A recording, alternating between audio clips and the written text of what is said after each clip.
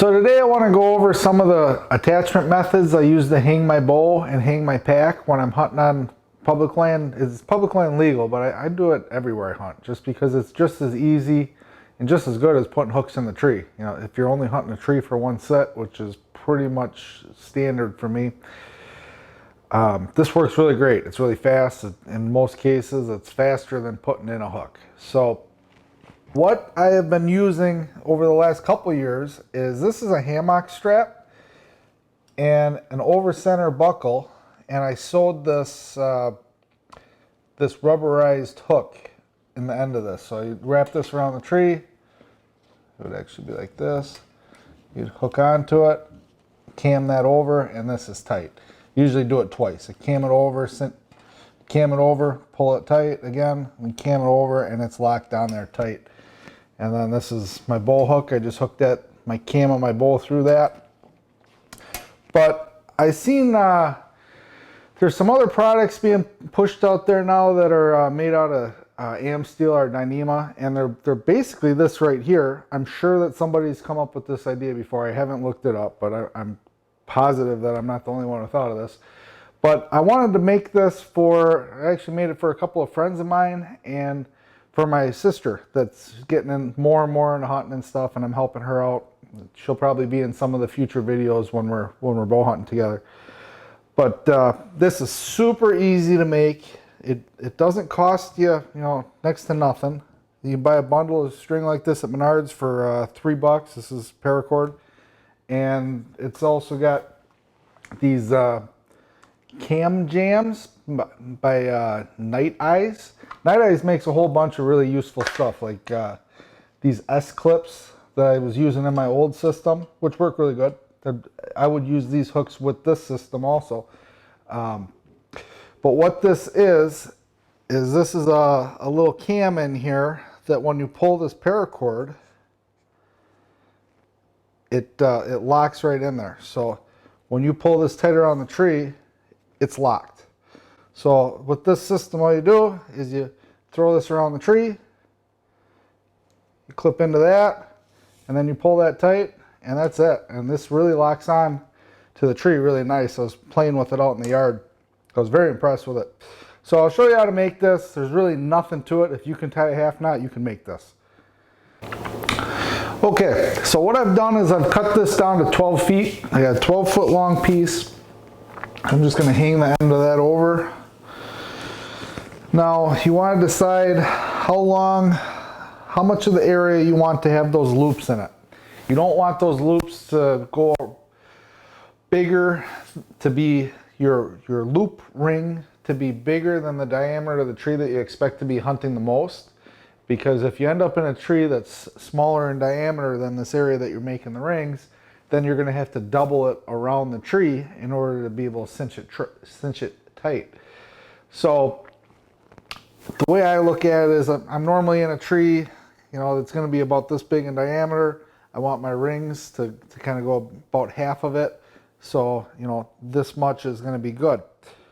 So if that's what we're looking for, about this much, we want to have another 8-10 inches past that, because we're going to be taking that short end and shortening it up each time with these loops. So we're going to lose about 1.5 inches of paracord in each knot or so.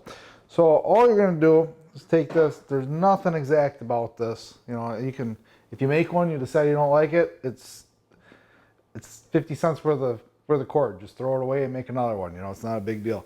So we're just going to take and make a loop. Just for reference purposes, I'll tell you how much I got here. I am at 3 foot 7 inches.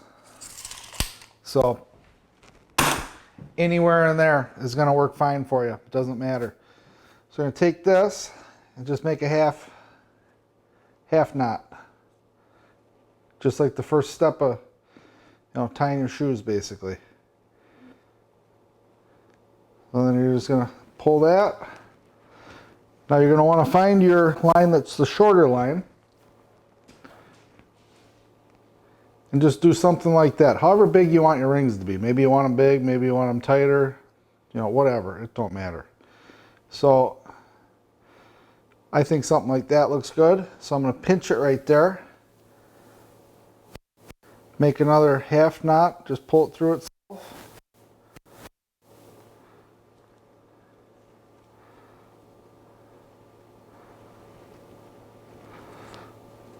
That's what you end up with.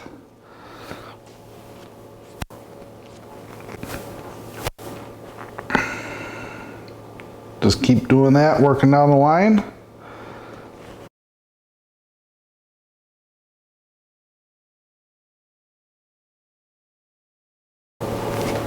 So now the purpose of adding this loop in here is this is the end that you're going to cinch tight. So you'll keep this and you'll still have these loops that are easy to clip in your carabiners versus like that hammock strap that I use. It doesn't have that. The holes are even length like that. So when I make that sucker tight, it's actually kind of hard to work in a clip sometimes. So that's kind of the nice thing about doing it this way, is it's always going to be easy to access the loop.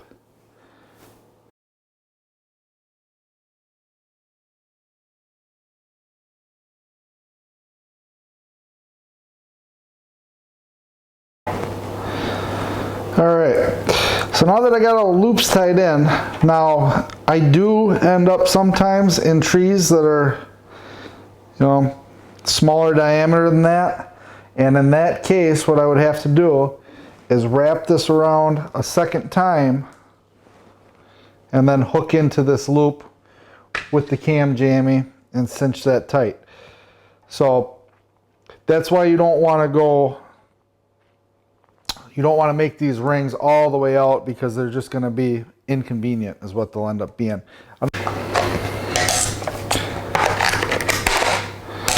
So I'm just going to add the cam jammy to this thing. You feed it in through the back.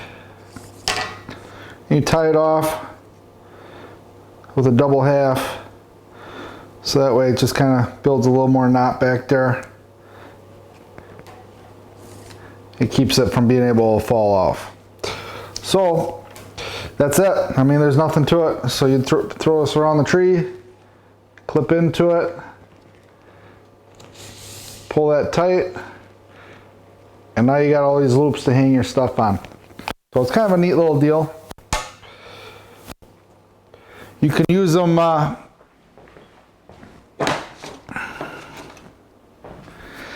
another thing that you could use in conjunction with this, I haven't really used these too much because that other system I got works really good for me. But these clippers, you just clip one of these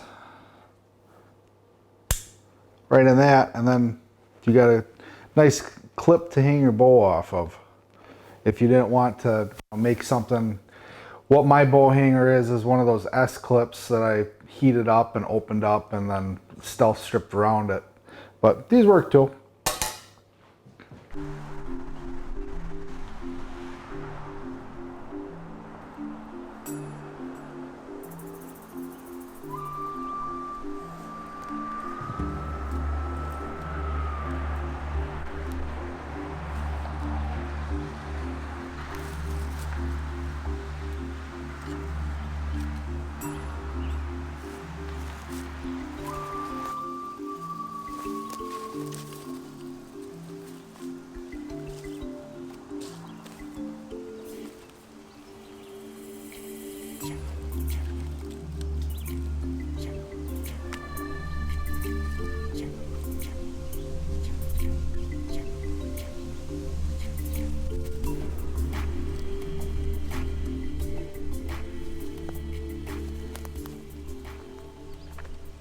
So I hope you liked the video and found some of this stuff useful. If you got any questions about any of this stuff, feel free to comment down below.